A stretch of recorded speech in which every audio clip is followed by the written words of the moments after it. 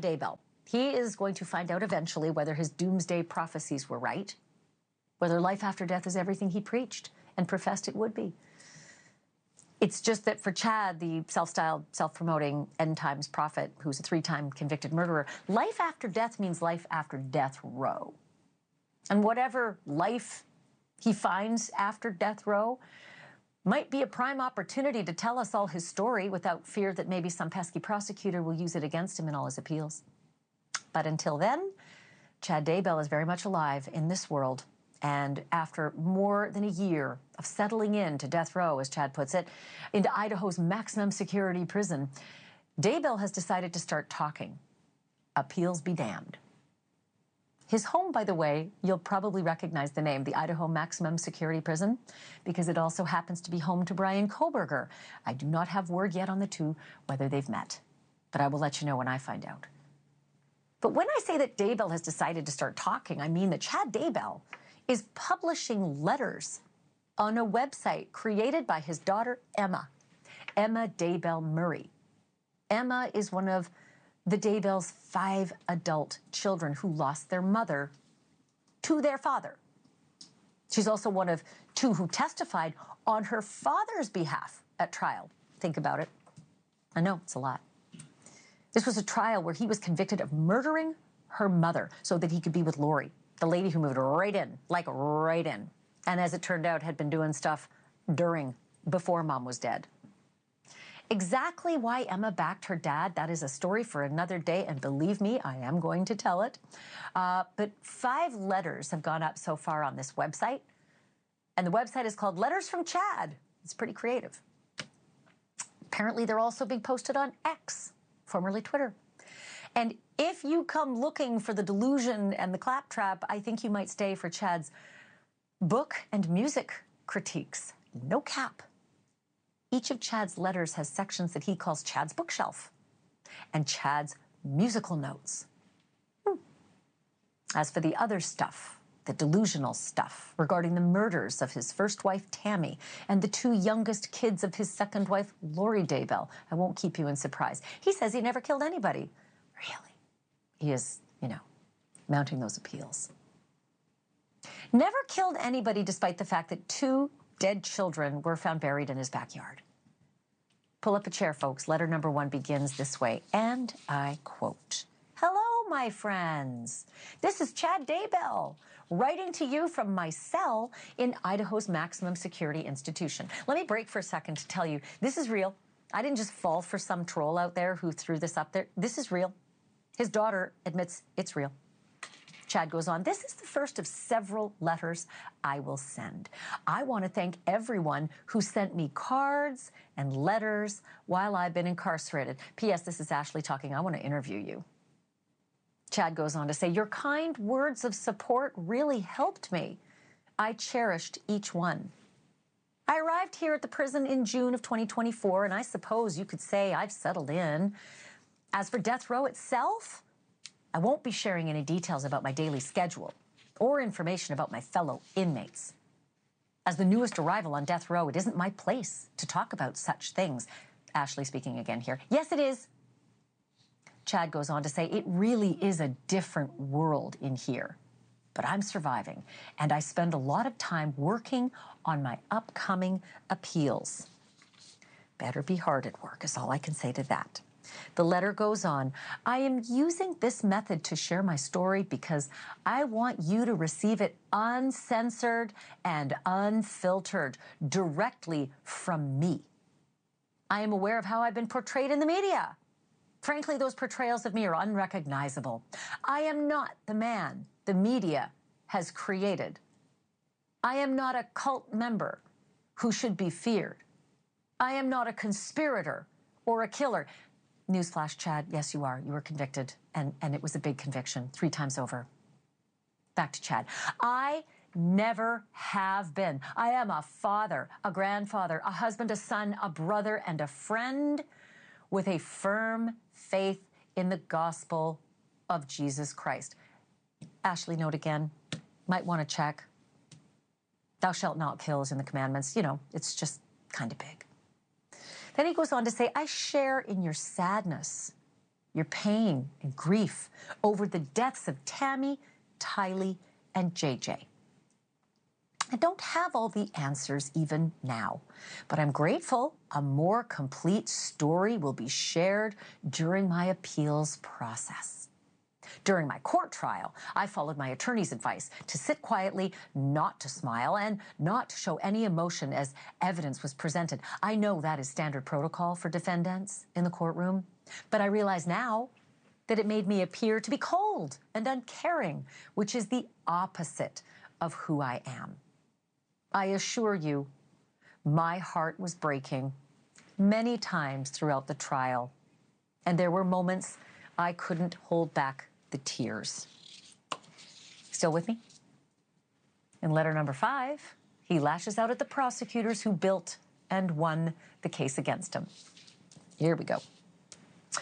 During my court trial, I was bothered at how simple, well-known beliefs were twisted by the state into sinister, frightening ideas that the state repurposed, claiming these ideas were the catalyst for terrible crimes that I did not commit.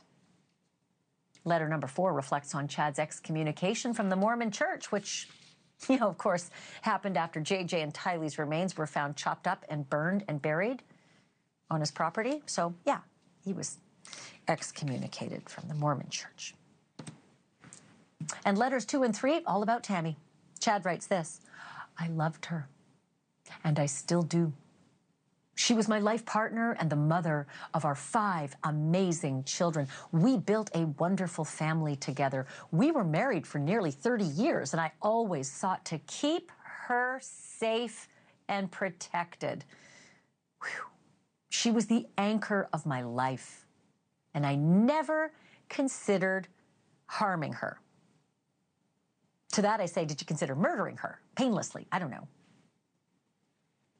Chad blames his anchor's death on natural causes, illness, in fact. He writes of fainting spells and swollen joints and lethargy and uncontrollable coughing right before she just rolled out of bed dead. Here's a quote: the day before she passed away, she came home completely worn out from setting up the displays for the school's upcoming book fair. That evening, she told family members she wasn't feeling well, and later had a bad coughing fit before throwing up. We went to sleep, and when I woke up the next morning, she'd passed away. I will describe that terrible morning and subsequent events in a future letter. But as word spread of her death, everyone was devastated because she had been such a powerful, wonderful influence to so many people.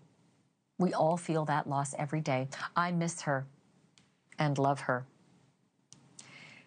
By way of reminder here, multiple witnesses, family, friends, co-workers, the people around Tammy all the time, they testified under oath, under penalty of perjury, at Daybell's trial, that Tammy was fine, physically active, took Zumba classes, never complained of feeling sick. I'm just going to say right here that I myself was on death's doorstep last week, right? Throwing up, couldn't move, I had to get an IV, but I was fine the next day. I didn't just roll out of bed dead. That's just me. I'm going to stop here, bring in Ron Ball, lead investigator in the murders that put Daybell away. At the time, he was Lieutenant Ron Ball in the Rexburg, Idaho Police Department, and he was at Chad's house the day those children's bodies were found in the yard. Lieutenant Ball said at that time that he told Chad he was going to be detained. He also asked Chad if there was anything that he should tell Chad's children. Ron Ball says Chad said no, that he'd already told them he was likely going to jail that day, which, if you're a discerning cop, means what? He knew exactly what police were about to find buried in his backyard. Today, proud to say, Lieutenant Ron Ball is Sheriff Ron Ball of Madison County, Idaho. Sheriff, it is good to have you back on the program. Congratulations on the new role. Your reaction to these letters from Chad from death row?